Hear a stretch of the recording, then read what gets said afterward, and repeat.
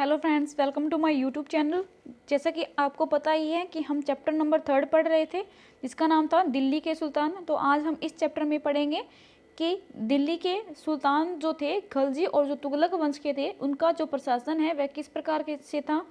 तो चलिए फ्रेंड्स, इसको स्टार्ट करते हैं। पिछले पार्ट में हम पढ़ चुके हैं कि दिल्ली पे सबसे पहले किनका शासन था और उनके बाद दिल्ली पे जितने भी जो शासक आए थे या फिर जितने भी वंश आए थे उनका हम क्रम पढ़ चुके हैं, और जो विभिन्न प्रकार की मस्जिदें थी उनके बारे में भी पढ़ चुके हैं हम।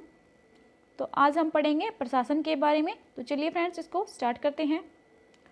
तो इसमें क्या होता था, खलजी और जो तुगलक वंश होता था उसमें ज़्यादातर जो प्रांत होते थे हमारे, उनको प्रांतों को सूबा कहा जाता था, और जिनमें जहाँ पे जिन अधिकारियों को नियुक्त किया जाता था तो उन्हें सूबेदार कहा जाता था। जितने भी ये शासक होते थे इनके द्वारा विभिन्न प्रकार के गुलामों को अपने अंडर रखा जाता था, वो उनके अंडर ही काम करते थे।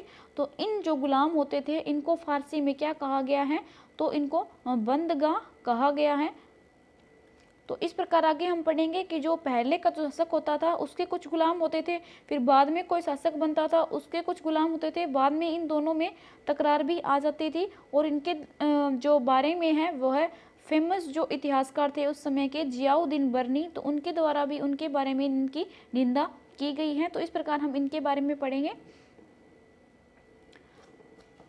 तो जो दिल्ली के आरंभिक सुल्तान हैं, विशेषकर जो इल्तुतमिश थे, वह क्या करते थे, सामंतों और जमींदारों के स्थान पर अपने विशेष गुलामों को सूबेदार नियुक्त करना अधिक पसंद करते थे। और इन गुलामों को क्या कहा जाता था, तो इन्हें फारसी में बंदगाह कहा जाता था। अगर यह पूछे कि उस समय की जो प्रमुख भाषा थी वह कौन सी थी, तो यह कौन सी भाषा थी, तो यह थी फारसी भाषा।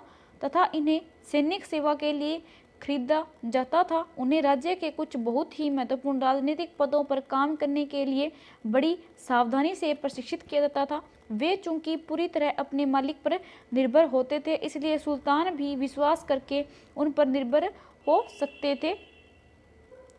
क्योंकि सुल्तान है वो क्या करते थे, जिनके जो विश्वास प्रिय व्यक्ति होते थे सिर्फ उन्हीं को अपना गुलाम बनाते थे, और वह उन पर अपना विश्वास है वह जाहिर कर सकते थे। जो खलजी और जो तुगलक वंश होते थे वह बंदगाह का इस्तेमाल करते थे, और साथ ही जो अपने आश्रित होते थे, उनके जो निम्न वर्ग के लोग होते थे, उनको भी वह ऊंचे राजनीतिक पदों पर बिठा देते। जो निम्न वर्ग के लोगों को जब ऊंचे पदों पर बिठाया जाने लगा, जो अन्य अमीर वर्ग के लोग थे उनके अंतर्गत विद्रोह पैदा हो गया था। इस प्रकार उनके जो पुराने सरदार होते थे उनके बीच में टकराहट भी शुरू हो गई थी, और उनको कौन से पद देते थे, तो वह सेनापति या सूबेदार जैसे पद उनको दिए जाने लगे थे। इसलिए जो राजनीतिक अस्थिरता पैदा हो गई थी। गुलाम और आश्रित अपने मालिकों और संरक्षकों के प्रति काफ़ी वफादार होते थे, लेकिन उनके जो उत्तराधिकारी होते थे उनके प्रति इतने वफादार नहीं होते थे। जो नए सुल्तानों ने अपने नौकर होते थे, क्योंकि पुराना जो सुल्तान होगा उसके अपने नौकर थे और जो नया था उसके अपने नौकर होते थे। इस प्रकार जो इनके और इनके जो गुलाम होते थे उनमें आपसी टकराहट पैदा हो जाती थी, और ये जो इनके उत्तराधिकारी इनसे इनका लिंक इतना नहीं होता था, और ना ही वो है इनसे इतना महत्व मानते थे, और ना ही इनकी कोई भी बात है या फिर जो इनके नियम जो इसने लागू किए वो मानते नहीं थे। फलस्वरूप किसी नए शासक के सिंहासन पर बैठते ही प्राय नए और पुराने सरदारों के बीच में क्या हो जाती थी, तो टकराहट पैदा हो जाती थी। सुल्तानों के द्वारा निचले तबके के लोगों को संरक्षण दिए जाने के कारण उच्च वर्ग के कई लोगों को क्या करता था, गहरा धक्का लगता था। जो फारसी तवारीख यानी कि जो तारीख के लेखक होते थे वह निचले खानदान के लोगों को ऊंचे पदों पर बैठाने के लिए दिल्ली के सुल्तानों की क्या की, उन्होंने आलोचना की है। यहाँ पे है सुल्तान महमूद जो तुगलक थे उनके अधिकारी जन के बारे में। तो सुल्तान जो महमूद तुगलक थे ने अजीज खुमार नामक कलाल यानी कि जो शराब बेचने का और जो बनाने का काम करते थे उनको क्या कहा जाता था, तो उनको कलाल कहा जाता था। फिरोज हजाम नामक नाई और मनका तबाब नामक बावर्ची और लड्डा और पीरा नामक मालियों को ऊंचे प्रशासनिक पदों पर उनके द्वारा बिठाया गया था। और 14वीं शताब्दी के मध्य इतिहासकार जो कौन थे, जो जियाउद्दीन बर्नी थे, इनकी जो पुस्तक थी वो हमने देखा था कि 1356 से ये हुए थे, ने इन नियुक्तियों का उल्लेख सुल्तान के राजनीतिक विवेक के नाश और शासन करने की अक्षमता के उदाहरणों के रूप में किया है। खलजी और जो तुगलक शासकों ने भी क्या किया था कि सेना नायकों को विभिन्न विभिन्न आकार के इलाकों के सूबेदार के रूप में नियुक्त किया था। ये इलाके क्या कहलाते थे? इक्ता कहलाते थे। जब उनको इलाकों को नियुक्त किया गया था तो उनको क्या कहा जाता था? इक्ता कहा जाता था। इक्ता को संभालने के लिए इक्तदार या मुक्ति को रखा जाता था। मुक्ति का फर्ज क्या क्या होता था? तो सैनिक अभियानों का नेतृत्व करते थे, कानून व्यवस्था बनाए रखने का प्रयास करते थे। सैनिक सेवाओं के बदले वेतन के रूप में जो मुक्ति होते थे वह क्या करते थे? इलाकों से राजस्व की वसूली किया करते थे। और क्योंकि वह राजस्व से जो मिली रकम से यानी कि जो कर होते थे, विभिन्न प्रकार के किसानों से कर ले जाते थे, तो कर से ही उनको आमदनी प्राप्त होती थी। राजस्व के रूप में मिली रकम से ही वे अपने सैनिकों को भी तनख्वाह देते थे। मुक्ति लोगों पर काबू रखने का सबसे प्रभावी तरीका यह था कि उनका पद है वह वंश परंपरा से न चले, कोई भी इक्ता थोड़े समय के लिए ही मिले, जिसके बाद उनका स्थानांतरण कर दिया जाता है। क्योंकि जो मुक्ति लोग होते थे अगर उनको स्वतंत्र कर दिया जाता था तो वह किसी का भी कहना नहीं मानते थे। तो इसी प्रकार उनको क्या गया, जो शासक होता था उनका उन पर पूर्ण नियंत्रण रहता था। इसलिए जो इनका पद होता था वह वंश परंपरागत यानी कि जो पारंपरिक या फिर वंशानुक्रम पर आधारित नहीं होता था, जबकि इनको कुछ समय के लिए निर्धारित किया जाता था और बाद में उनको हटाया भी जाता था और नए जो मुक्ति होते थे उनका जो नियुक्ति की जाती थी। सुल्तान अलाउद्दीन खिलजी और मोहम्मद तुगलक के शासनकाल में नौकरी के इन कठोर नियमों को कड़ी सख्ती से पालन करना होता था। मुक्ति लोगों के द्वारा किए गए एकत्रित राजस्व की रकम का हिसाब लेने के लिए राज्य द्वारा जो लेखा अधिकारी थे उनको अलग से नियुक्त कर दिया गया था, ताकि वह मुक्ति पर पूरी नज़र रख सके कि जो जो नियम और जो कर निर्धारित किए गए हैं उनका वह सही से पालन कर रहे हैं या नहीं। जो जो नियम लागू किए गए हैं करों के अनुसार तो वो उनका सही से पालन कर रहे हैं या नहीं। जब दिल्ली के सुल्तानों से दूर आंतरिक इलाकों को भी अपने अधिकार में ले आए तो उन्होंने भूमि के स्वामी यानी सामंत और अमीर जमींदारों को भी अपनी सत्ता के आगे झुकने को बाध्य कर दिए थे। यानी कि उस क्षेत्र के जो सामंत होते थे, जो अमीर वर्ग होते थे, उनको झुका दिया था और उनको अधीन कर लिया था अपने। जो अलाउद्दीन खिलजी है उसके शासनकाल में भू राजस्व के निदान और वसूली के कार्य को राज्य ने अपने नियंत्रण में ले लिया था और जो स्थानीय सामंत होते थे उनसे कर लगाने का अधिकार छीन लिया था, बल्कि उन्हें क्या करता था कि स्वयं भी उन्हें कर चुकाना पड़ता था। सुल्तान के प्रशासकों ने जमीन की पैमाइश की थी और इनका हिसाब बड़ी सावधानी से रखा जाता था। कुछ पुराने सामंत और जमींदार राजस्व के निदान और वसूली अधिकारी के रूप में सल्तनत की नौकरी करने लगे थे। बाद में उनके पास अगर कोई सोर्स नहीं रहा था कमाई का तो बाद में वह उन्हीं शासकों के अधीन ही सामंत के रूप में रहने लग गए थे और अपनी नौकरी करने लगे थे। तो यहाँ पे ये सबसे इम्पोर्टेंट है कि उस समय में कितने प्रकार के कर होते थे।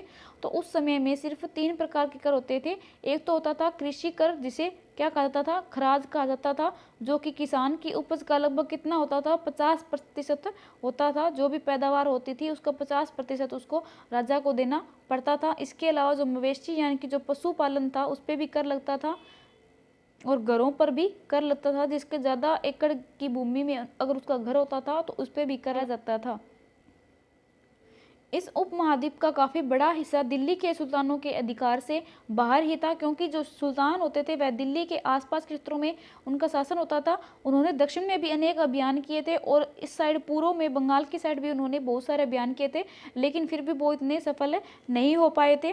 दिल्ली से बंगाल जैसे सुदूर प्रांतों यानी कि दूर जो प्रांत होते थे उनका नियंत्रण कठिन होता था। जो दक्षिणी भारत की विजय के तुरंत बाद ही वह पूरा क्षेत्र क्या हो गया, फिर से स्वतंत्र हो गया। यानी कि दक्षिणी भारत में इनका अभियान सफल भी हो गया था, लेकिन वह थोड़े दिनों या महीनों में ही वह उनसे वापस छिन गया था। यहाँ तक कि जो गंगा के मैदानी इलाकों में भी घने जंगलों वाले ऐसे क्षेत्र थे जिनमें बैठने में सुल्तान की सेनाएं क्या थी, असक्षम थी। यानी कि वहाँ पे अच्छे से हमला नहीं कर पा रही थी और विद्रोह नहीं हो पा रहा था, जिसकी वजह से जो राजा है उसका शासन वहाँ पे स्थापित नहीं हो रहा था। कौन से क्षेत्र में? एक तो गंगा का क्षेत्र, दूसरा था दक्षिणी क्षेत्र। स्थानीय सरदारों ने इन क्षेत्रों में अपना शासन जमा लिया था और जो अलाउद्दीन खिलजी और मोहम्मद तुगलक हैं ने इन इलाकों पर जोर जबरदस्ती से अपना अधिकार तो जमा लिया था, लेकिन बाद में वह कुछ समय तक ही रह पाता था। अब हम चंगेज़ खान नामक एक शासक है उसके बारे में पढ़ेंगे। तो जो चंगेज़ खान था वह मंगोलों का एक उत्तराधिकारी था और जो है 1219 में हुआ था। और यह उत्तर पूर्वी ईरान में जो ट्रांस ओशियाना आधुनिक उज़्बेकिस्तान, यह कहाँ पे है, तो यह मध्य एशिया में स्थित है वहाँ पे। इसके शीघ्र बाद ही इसने क्या किया था, दिल्ली पर आक्रमण कर दिया था। जो अलाउद्दीन खिलजी और मोहम्मद तुगलक के शासनकाल के आरंभ में दिल्ली पर किसका दावा हो गया था, यानी कि किसका विद्रोह हुआ था, तो मंगोलों का हुआ था। इससे मजबूर होकर दोनों ही सुल्तानों को एक विशाल स्थायी सेना खड़ी करनी पड़ी थी। इतनी विशाल सेना को संभालना प्रशासन के लिए काफ़ी भारी चुनौती होती थी। सल्तनत के इतिहास में पहली बार दिल्ली के सुल्तानों ने मंगोल इलाकों को फतह करने के अभियान की योजना बनाई थी। और जहां अलाउद्दीन खिलजी का बल है वह प्रतिरक्षा पर था, वहां मोहम्मद तुगलक के द्वारा उठाए गए कदम मंगोलों के विरुद्ध सैनिक आक्रमण की योजना का हिस्सा थे। यानी कि जो पहले ऐसे शासक थे जिनके द्वारा मंगोलों के विरुद्ध ही युद्ध जो करने की योजना बनाई गई थी। नेक्स्ट है तुगलक वंश, उनका 15वीं व 16वीं शताब्दी में इनकी सल्तनत के बारे में यहाँ पे पढ़ेंगे। तो तुगलक वंश के बाद 1526 तक दिल्ली व आगरा पर सैयद और लोदी वंश है उनका राज्य रहा था। तब तक जो जौनपुर, बंगाल, मालवा, गुजरात, राजस्थान और पूरे दक्षिणी भारत में स्वतंत्र शासक हो गए थे और उनकी राजधानियाँ भी समृद्ध हो गई थी, राज्य फल फूल रहे थे। इसी काल में जो अफगान और जो राजपूत जैसे नए शासक के समूह भी उभरे थे और इस काल में ही हुए थे जो प्रसिद्ध शासक जिनका नाम था शेर शाह सूरी। यह 1540 से 1545 के बीच में हुए थे। इन्होंने क्या किया था, यह बिहार के अपने चाचा के एक छोटे से इलाके के प्रबंधक के रूप में इन्होंने काम शुरू किया था। आगे चलकर उसने इतनी उन्नति की कि उन्होंने मुगल सम्राट जो हुमायूं है उसको ही हरा दिया था। शेर शाह ने दिल्ली पर अधिकार करके स्वयं अपना राजवंश स्थापित किया था। सूरवंश ने केवल 15 वर्ष तक यानी कि 1540 से 1555 तक ही शासन किया था, लेकिन इसके प्रशासन से अलाउद्दीन खिलजी वाले कई तरीकों को अपनाकर उन्होंने अपने भी चुस्त बना लिया था। महान जो सम्राट थे अकबर, जिनका शासनकाल था 1556 से 1605 तक, उन्होंने भी क्या किया था, जो शेर शाह की प्रशासन की जो व्यवस्था थी उसको अपना लिया था, क्योंकि इनकी जो प्रशासन की व्यवस्था थी वह काफ़ी अच्छी थी। इसलिए जो अकबर थे उन्होंने भी इनकी ही प्रशासन व्यवस्था को आगे बनाए रखा था। अब यहाँ पे खिलजी और जो मोहम्मद बिन तुगलक हैं उनके जो कंपैरिजन दिया हुआ है। दिल्ली पर 2 बार हमले हुए थे अलाउद्दीन खिलजी के समय, एक तो 1299 में और 1300 में, और दूसरा हुआ था 1302 और 1303 में। इनका सामना करने के लिए अलाउद्दीन खिलजी ने क्या किया था, एक बड़ी स्थायी सेना खड़ी की थी। और इसके अलावा थे मोहम्मद तुगलक। तो मोहम्मद तुगलक के शासन के प्रारंभिक वर्षों में सल्तनत पर क्या हुआ, हमला हुआ था और मंगोल सेना परास्त हो गई थी। यानी कि उसके समय में मंगोलों का आक्रमण हुआ था। मोहम्मद तुगलक को अपनी सेना की शक्ति और अपने संसाधनों पर इतना विश्वास था कि उसने ट्रांस ओशियाना पर आक्रमण की योजना बना ली थी और एक स्थायी सेना तैयार करना उसका आक्रामक कदम था। अलाउद्दीन खिलजी ने अपने सैनिकों के लिए सीरी नामक एक नया गैरिसन, जो सीरी जहाँपना जो हमने स्टार्टिंग में मैप में देखा था, वो सीरी नामक एक गैरिसन शहर बनाया था अलाउद्दीन खिलजी ने। और जो मोहम्मद तुगलक है उसने नया गैरिसन बनाने के स्थान पर दिल्ली के 4 शहरों में से सबसे पुराने शहर जो दिल्ली एक कोहना है का निवासियों से खाली करवाकर वहाँ सैनिक छावनी बनाई गई थी उनके द्वारा। और जो पुराने शहर के निवासी होते थे उनको दक्षिण में बनी राजधानी जो दौलताबाद थी उसमें भेज दिया गया था। सैनिकों के पेट भरने की समस्या को गंगा यमुना के बीच की भूमि से कर के रूप में खेती की पैदावार इकट्ठी करके हल किया गया। किसानों की पैदावार का 50% हिस्सा कर के तौर पर तय कर दिया गया था, यानी कि जो किसानों की पैदावार थी उसका 50% उनको शासक को देना होता था। सेना को खिलाने के लिए उसी इलाके से खाद्यान्न इकट्ठा किया गया, लेकिन सैनिकों की जो विशाल संख्या थी की जरूरतों को पूरी करने के लिए सुल्तान ने अतिरिक्त कर भी लगाए थे। इसी दौरान उस क्षेत्र में क्या हुआ था, अकाल भी पड़ गया था। सैनिकों को वेतन भी देना होता था। अलाउद्दीन ने सैनिकों को एकता के स्थान पर नकद वेतन देना तय किया था। सैनिक अपना आवश्यक सामान दिल्ली के व्यापारियों से खरीदते थे और यह आशंका थी कि व्यापारी अपने चीज़ों की कीमतें बढ़ा देंगे, और इसे रोकने के लिए अलाउद्दीन ने दिल्ली में चीज़ों की कीमतों पर नियंत्रण लागू करना स्टार्ट कर दिया था। और जो अफसर होते थे वह बड़ी सावधानी से कीमतों का सर्वेक्षण करते थे और जो व्यापारी निश्चित दरों का उल्लंघन करते थे उन्हें सजा भी दी जाती थी। इस प्रकार यहाँ पे उनके वेतन के बारे में ब्यौरा दिया हुआ है।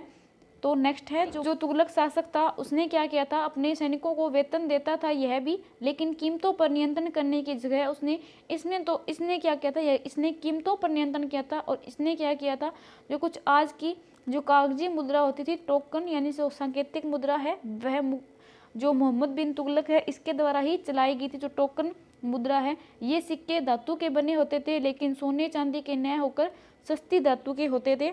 14वीं सदी के लोगों को इस मुद्रा पर भरोसा ही नहीं था। वे बड़े चतुर थे, अपने सोने चांदी के सिक्कों को बचाकर रख लेते थे और अपने तमाम कर इस टोकन मुद्रा से ही चुकाते थे। इस सस्ती मुद्रा जैसे जाली सिक्के भी बड़ी आसानी से बनाए जा सकते थे।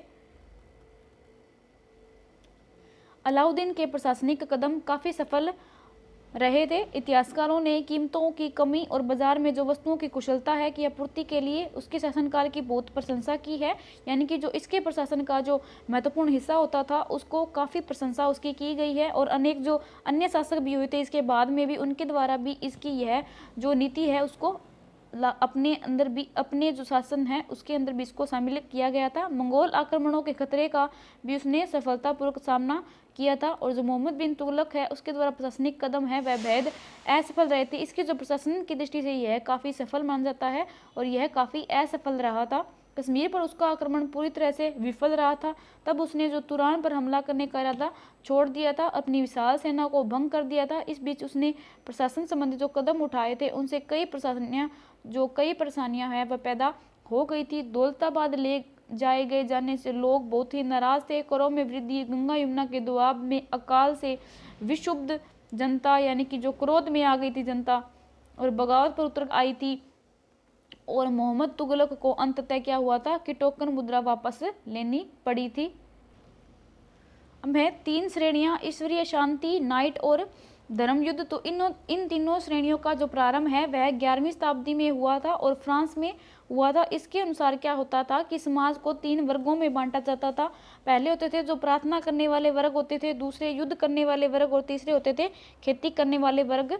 तो तीनों वर्गों में समाज के इस विभाजन को ईसाई धर्म का समर्थन भी प्राप्त होता था। इस विभाजन से ईसाई धर्म को समाज में अपने प्रबल प्रभाव को और भी दृढ़ करने में सहायता मिली थी। और इसी विभाजन से योद्धाओं का एक नया समूह उभरा था और उसी समूह को क्या कहा जाता था, नाइट कहा जाता है। यानी कि उस समूह में जितने भी व्यक्ति काम करते थे या फिर जो उसमें काम करने वाले व्यक्तियों को क्या कहा जाता था, योद्धा कहा जाता था। इन योद्धाओं को ही नाइट की उपाधि दी गई थी। ईसाई धर्म एक समूह को संरक्षण देता था और अपनी ईश्वरीय शांति की अवधारणा के प्रसार में इसका प्रयोग करता था। नाइटों की अपेक्षा की जाती थी क्योंकि वह युद्ध करते थे और यह शांति प्रिय होते थे। वे धर्म और ईश्वर की सेवा में समर्पित योद्धा थे और कोशिश यह रहती थी कि इन योद्धाओं को आपसी लड़ाई भिड़ाई से विमुख करके उन मुसलमानों के विरुद्ध जो युद्ध भेजे गए थे उसमें यरूशलेम शहर पर कब्जा कर रखा था। इन प्रयत्न के परिणाम स्वरूप जो सैनिक अभियान थे उनकी एक श्रृंखला चली जिसे क्रूसेड यानी कि धर्म युद्ध कहा गया था। सैनिक जो अभियान किए गए थे उनको क्रूसेड कहा गया था और जो युद्ध करते थे, जो योद्धा होते थे, उनको नाइट कहा जाता था। ईश्वर व धर्म की सेवा में किए गए इन अभियानों ने नाइटों की हैसियत पूरी बदल डाली थी। पहले इन नाइटों की गिनती कुलीनों में नहीं होती थी, मगर फ्रांस में 11वीं सदी के अंत तक, जर्मनी में उससे 1 सदी के बाद इन योद्धाओं के दीनहीन अतीत को भुला दिया गया था। और 12वीं सदी में तो कुलीन वर्ग के लोग भी नाइट कहलाना पसंद करने लग गए थे। तो इस प्रकार इसमें जो 3 शक्तियाँ हैं उनके बारे में दिया गया है। इसके कुछ अभ्यास के क्वेश्चंस हैं जो हमारे लिए इम्पोर्टेंट हैं, वो करें। तो दिल्ली पे जो सबसे पहल किसने राजधानी स्थापित की थी? सबसे पहले किसने राजधानी स्थापित की थी? तो यह थे तोमर राजपूत शासक जिन्होंने सबसे पहले राजधानी स्थापित की थी। और तोमरों को किसने हराया था? तो चौहानों ने इसको हराया था। अब है दिल्ली के जो सुल्तानों के शासनकाल में प्रशासन की भाषा क्या थी? तो मैंने आपको ये स्टार्टिंग में बताया था कि इनकी भाषा क्या थी। तो यह फारसी भाषा थी, क्योंकि यह फारसी भाषा में ही अपनी ज़्यादातर जो निर्देश होते थे वह दिया करते थे। किसके शासन के दौरान जो सल्तनत के सबसे अधिक विस्तार हुआ था? तो जो सल्तनत का सबसे अधिक विस्तार हुआ था वह मोहम्मद बिन तुगलक के समय में ही माना जाता है, क्योंकि इसके द्वारा जो मंगोल हैं उन पर भी आक्रमण किया गया था और अपनी सेना इसने बहुत ही काफ़ी बड़ी कर ली थी। और इसके अलावा इसने जो अनेक अभियान हैं वह दक्षिण भारत में और भी भेजे थे। अब है इब्न बतूता किस देश से भारत में आया था, तो यह आपके लिए एक नई जानकारी है कि जो इब्न बतूता है वह मोरक्को देश, यानी कि जो मोरक्को है वह कहाँ पर है, तो यह अफ्रीका में स्थित है। तो यह अफ्रीका और मोरक्को देश से भारत में आया था। तो फ्रेंड्स, इस प्रकार हमारे चैप्टर कंप्लीट हो गया है। वीडियो अच्छी लगी हो तो लाइक कर दीजिएगा, चैनल को सब्सक्राइब करना बिल्कुल भी मत भूलिएगा, बेल नोटिफिकेशन को भी प्रेस कर लीजिएगा ताकि आपको इस प्रकार की जानकारी, इस प्रकार की वीडियो आपको मिलती रहे। तो चलिए फ्रेंड्स, मिलते हैं अब नेक्स्ट वीडियो। Thank you.